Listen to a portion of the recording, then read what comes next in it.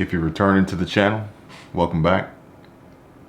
If you're here for the first time, please consider giving the channel a like and a subscribe, and comment below. I like to get to know you guys a little bit better, know what you think about some of these topics that I'm covering. The one I have in front of me today is Russia's invasion of Ukraine has got Wall Street worrying about a recession. Here's why and what role sanctions play. Now, this is an article from MSN. This is Saturday. It says Russia's invasion of Ukraine has added to concerns on Wall Street that growth in the U.S. could slow sharply and trigger a recession. Strategists worry the conflict could send oil prices soaring, adding upward pressure to already red-hot inflation. One analyst said oil could surge to $130 a barrel, with consumers feeling the squeeze at the gas pump and in their power bills. Russia's invasion of Ukraine has added to concerns among investors that the U.S. economy could be heading for a recession. Strategists on Wall Street and other financial centers worry that the invasion could send oil prices soaring, pushing already red-hot inflation even higher. Prices for wheat and other commodities have also risen sharply. Stronger inflation could damage growth by denting consumer confidence and by forcing the Federal Reserve to raise interest rates harder than initially expected. The recent surge in commodity prices may be sufficient in itself to tip the global economy into recession. Recession risks are on the rise. The S&P 500 stock index will stand at 4,600 at the end of the year, one of the most pessimistic forecasts on Wall Street. The Russian invasion of Ukraine could exacerbate inflation, which is likely to require more central bank tightening. High inflation is unlikely to end until the economy is hit with a recession shock. Russia invaded Ukraine on Thursday after building up troops on its neighbors' borders for months. The move drew swift condemnation from the international community. The US, UK, and Europe all imposed sanctions on Russia, largely targeted at banks. However, they stopped short of attacking its energy industry, fearing such a move could send energy prices rocketing even higher. Brent crude oil has rallied dramatically in 2022 as supply has struggled to keep up with the rebounding demand and as tensions have risen in Eastern Europe. The global benchmark oil price stood at around $77 a barrel at the start of the year. It rose above $105 on Thursday as Russia invaded before cooling somewhat. Some investors were already concerned that the Fed's plan to raise interest rates hard in 2022 to tackle the strongest inflation in 40 years could lead to a sharp slowdown in growth. For many, the Russia-Ukraine conflict has added to those fears. Goldman Sachs analyst said oil could hit $125 a barrel in the coming months if the Russia-Ukraine conflict leads to sharply lower supplies. For example, if the West decides to impose energy sanctions. If Western allies decide to sanction Russia's energy sector, then there could be a lasting and material negative impact on global growth. However, U.S. stocks rallied Thursday and financial markets steadied Friday, a sign that investors' concerns about the situation were cooling. The U.S. and the EU's reluctancy to impose sanctions on Russia's energy exports suggested the economic impact of the conflict could be smaller than expected. U.S. President Joe Biden has vowed to do everything in his power to limit the pain the American people are feeling at the gas pump. Investors should be on the lookout for a positive inflection in the stock market, even if it's not at hand just yet. However, the reality is that significantly higher energy prices are on the horizon. Other implications of the conflict pale compared to the potential human cost on both sides. It is unfortunate what's going on. in Ukraine. And I hope that this conflict can end sooner than later. But this article's headline of recession got my attention. Now, I'm going to ignore the statements in this article about the stock market and it cooling and investors not being concerned with the possible implications as a result of what's going on with the Russia-Ukraine conflict. Because that, to me, is smoke and mirrors. And you don't want to instill fear and panic in the market yet. Not until you get everyone else to put their dumb money in so that the powers that be can then pull it out.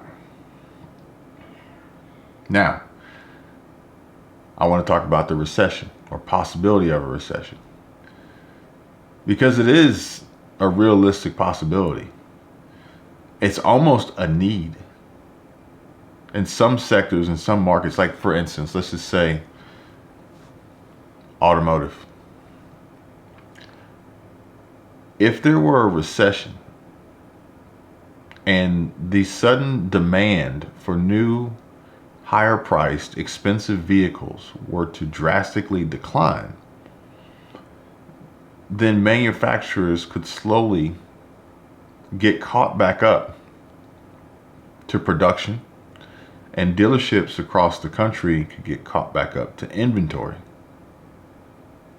Now, if that were to occur, there would be no sudden rush to purchase these vehicles that would be sitting on the lots because of the recession.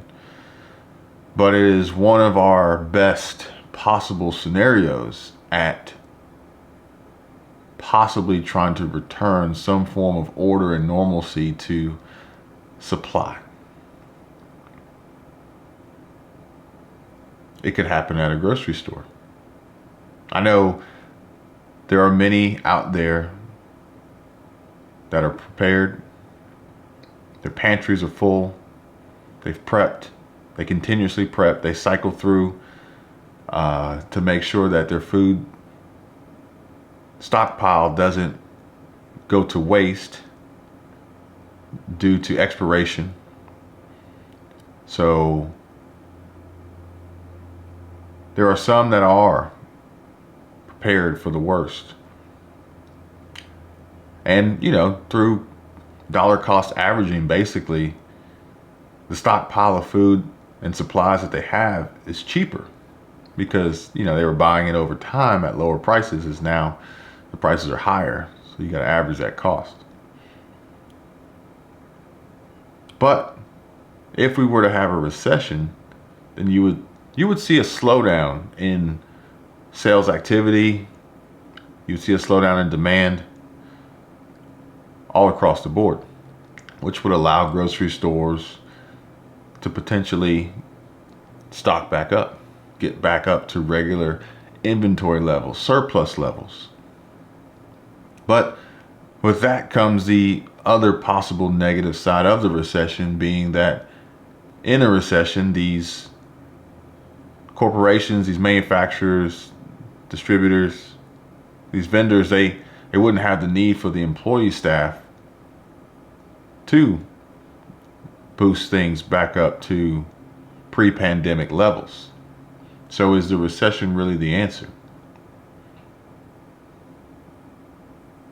I mean, it's kind of an ebb and flow situation. Perhaps if the recession were to occur, it would affect the demand sooner than it would affect the supply.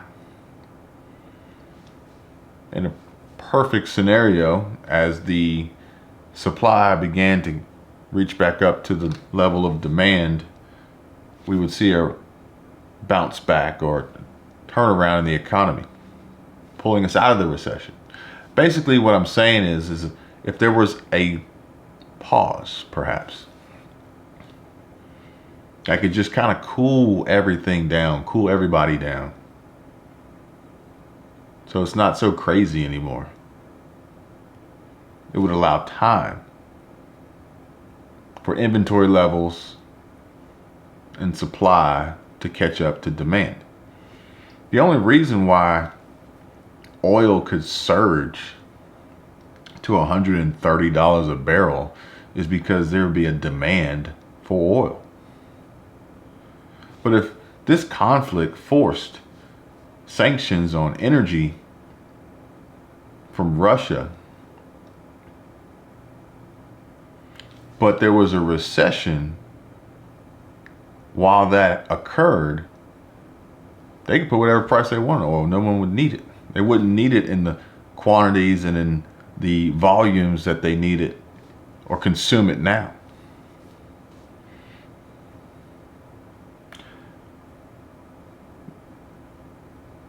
It wouldn't have as much as an effect as it would today with everything else we have going on, everything else we have working against us.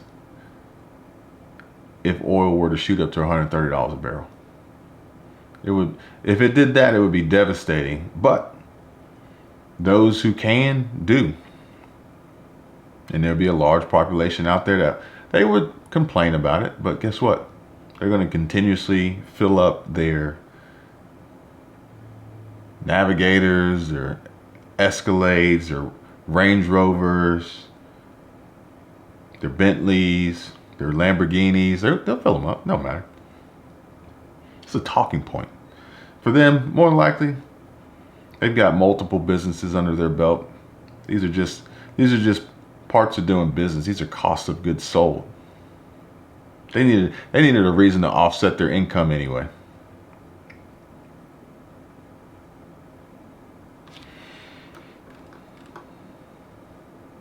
Wall Street worries about a recession. I don't know if I worry about it. Unless I didn't have the means and methods of producing my own, not just food and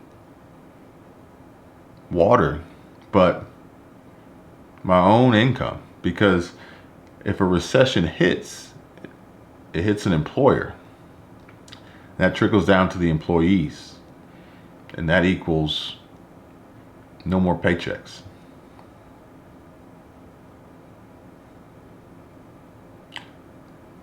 So, are you prepared? As Wall Street worries about a recession, are you prepared? Do you have a stockpile of cash? Do you have a stockpile of money? Everybody's trying to hoard, prep, store, panic buy, bulk buy, food. But you still need money. Property tax bills will continuously be due. Electricity bills will be due. Water bill. You're not going to go without internet. Even if you were the best prepped individual, you're not going to go without internet. You still have to pay that bill. You still have car payments. Just because a recession hits doesn't mean that you no longer have debts owed and payments that need to be made. I'm sure there are a few that are on the Dave Ramsey train and zero debt. You'll last longer. But if a recession hits and you have no way of producing income beyond and besides the 9-to-5 job that you currently have, then you are destined to suffer.